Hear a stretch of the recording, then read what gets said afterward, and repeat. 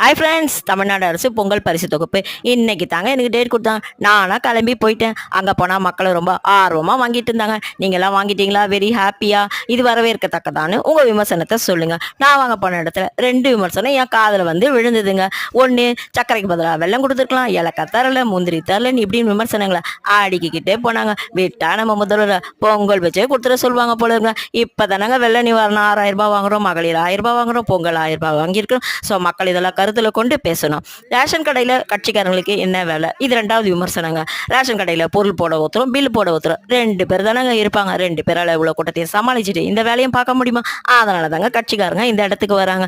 இந்த ஒர்க்கை பார்த்தீங்கன்னா நம்ம ரேஷன் கடை ஊழியர் தம்பி திரு கோபி, திமுக இளைஞர் அணி திரு வெற்றிச்செல்வன், திமுக மகளிர் அணி திருமதி கல்யாணி, திமுக மகளிர் அணி திருமதி மாகாளி, இவங்களாம் சேர்ந்து தாங்க கூட்டமே சேராம இந்த ஒர்க்கை ஃபாஸ்ட்டாக பண்ணி முடிச்சாங்க. இந்த வீடியோ பிடிச்சா லைக் பண்ணுங்க, நம்ம சேனலை சப்ஸ்கிரைப் பண்ணுங்க, கருத்துக்களை கமெண்ட்ல சொல்லுங்க. தேங்க்யூ.